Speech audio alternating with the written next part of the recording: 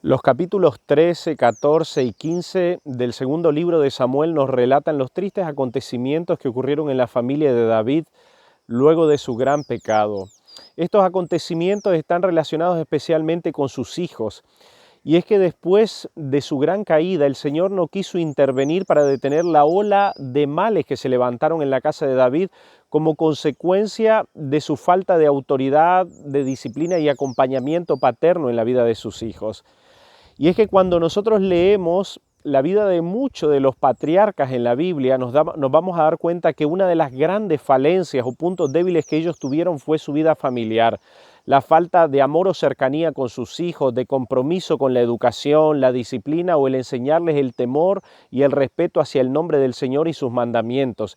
Y esto ocasionó una serie de males terribles que a veces se extendieron a través de muchas generaciones. Nosotros vemos en estos capítulos acciones realmente terribles que destruirían cualquier familia. En el capítulo 13, Amnón viola a Tamar, un hermano violando a su otra hermana, a su hermana. Qué acción realmente grotesca y terrible. ¿Y cómo nosotros podríamos explicarnos esto, que sucede este acto inmoral en la familia de David? Si nosotros vemos, David estuvo permeado muchas veces por acciones de inmoralidad, podríamos decir tristemente, teniendo una y otra mujer. Eran acciones que se repetían en esa época, pero que Dios no las aprobaba, que no eran lo correcto delante del Señor, de un Dios justo, moralmente correcto. Y estas acciones también dieron su fruto en la vida familiar. Los hijos de David participaron de los pecados, podríamos decir, de su padre. Uno lee cuántas mujeres tuvo David, cuántos hijos con diferentes mujeres, y luego lee la historia de Salomón y se explica en parte por qué Salomón tuvo este tipo de tendencia también. En el caso del capítulo 13, Amnón viola a Tamar, una acción tremenda y provoca el enojo inmenso de Absalón, que era hermano de parte de padre y de madre de Tamar. Amnón y Tamar eran hermanos por parte de David, nada más por parte de padre. Y este enojo que se suscita en el corazón de Absalón hace que él se llene de amargura y de rencor contra David, porque David no llama la atención a Amnón por lo que ha hecho. ¿Y por qué David no llama la atención? Porque él mismo había sido partícipe de un acto inmoral tremendo que finalmente había salido a luz a Israel, porque todo el mundo se había dado cuenta de la acción de David. Así es que ahora a él le falta la autoridad moral para llamarle la atención a sus hijos.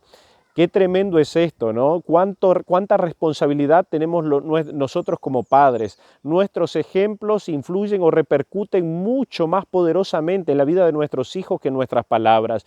Y todas nuestras palabras, todos nuestros consejos o todas nuestras exhortaciones o reprensiones que demos a nuestros hijos u orientaciones también no sirven de nada si nuestra vida dice totalmente lo contrario.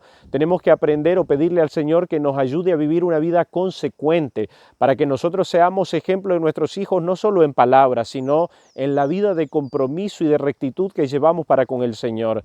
Nadie es capaz de vivir esto. La única manera es pidiéndole al Señor que nos dé su gracia y su Espíritu Santo. La paternidad es un desafío tremendo, pero el Señor nos ha ofrecido su gracia, su sabiduría y su consejo, y es que por eso que cada día nosotros como padres tenemos que ir a los pies del Señor para pedirle que nos ayude a orientar a nuestros hijos. En el capítulo 14 se nos relata que Absalón ha huido del país por haber matado a Amnón y David está molesto con él. Joab interviene para hacerlo volver. Finalmente David accede a que Absalón vuelva al territorio nacional, pero le dice que no vea mi rostro, y durante 2 años Absalón no ve el rostro de David. Y la Biblia en ese capítulo dice que todo el mundo llega a admirar a Absalón, porque piensen conmigo esto: el pueblo entero se entera que Amnón ha violado a su hermana. Esto despierta la indignación. El rey no hace nada y Absalón toma cartas en el asunto y se venga de su hermano por este gran daño moral. Todo el mundo lo empieza a ver como una especie de héroe, porque es el que logra hacer justicia y pagar al malvado lo que se merece. En cambio, David ahora hace volver a su hijo, pero no quiere ver el rostro de él. David empieza o se hace ver o queda ante el pueblo como una especie de un hombre que no imparte justicia, y ante el corazón de su hijo, de Absalón, queda como un padre que realmente desprecia la justicia y el amor hacia el hijo que ha tratado de vengar a su hermana. Y es por eso que Absalón se llena de odio, de rencor y de amargura contra David, y finalmente en el capítulo 15 desemboca en una sublevación tremenda contra él, tratando de arrebatarle el reino e incluso de quitarle la vida a su propio padre. ¡Qué historia terrible! Finalmente Absalón termina muerto, David con el corazón deshecho y llorando, porque sabe que no solamente Absalón ha muerto acá y ha perdido la vida física, sino que él entiende que David perdió la vida eterna, y le pesa enormemente en el corazón a David, porque imagínense qué terrible sería que nuestros hijos mueran por una acción negligente nuestra, pero qué dolor sentiríamos que nuestros hijos se pierdan eternamente por la falta de consejo, de orientación y de compromiso nuestro con su vida espiritual y con su formación y su educación espiritual o religiosa.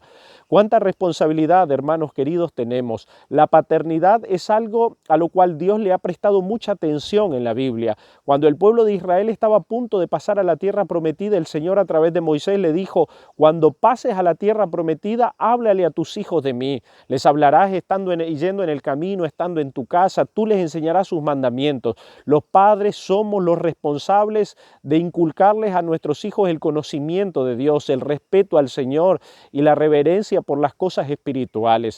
Hay un Dios todopoderoso que existe en los cielos, creador de la tierra, del mar, de los cielos y de todas las cosas que en ellos hay, que es digno y merecedor de nuestra adoración y alabanza.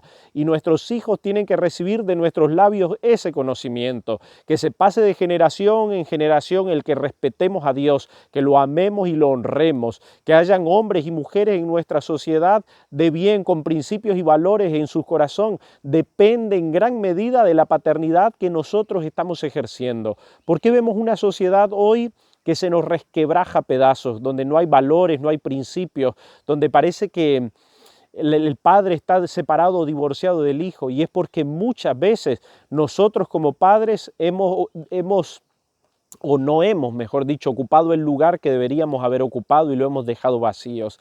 Padres, especialmente los padres, son los encargados, los padres varones, de impartir disciplina en su hogar, apoyar a la madre en la formación y educación de sus hijos. ¿Por qué vemos nosotros tanto libertinaje, tanta corrupción? ¿No será porque a veces nosotros como hombres hemos abandonado el puesto que Dios nos había dado, nos había asignado como padres, como los impartidores, los encargados de impartir justicia en nuestro hogar, disciplina, rectitud, amor y dar los principios a nuestros hijos junto con nuestras esposas? ¡Cuánta responsabilidad! Ojalá, hermanos queridos, que a través de esta historia de David, al ver los tristes y dolorosos resultados que él tuvo por haber descuidado la educación de sus hijos, nuestros corazones sean reprendidos y aconsejados para no repetir la misma historia.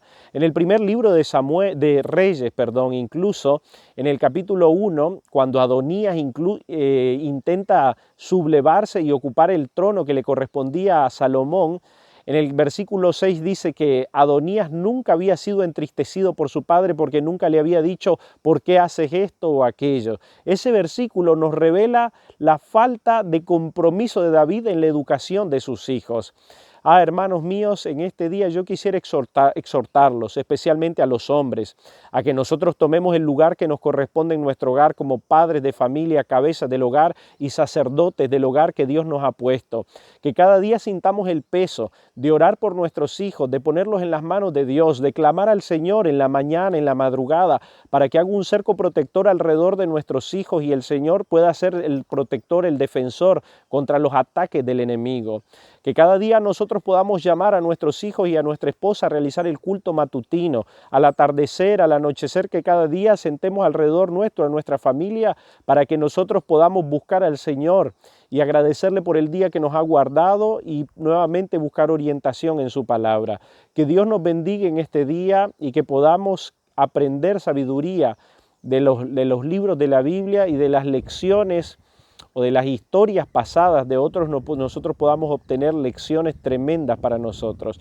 Les mando un gran abrazo, que Dios nos bendiga y nos dé su Espíritu Santo. Muchas bendiciones en este día para todos.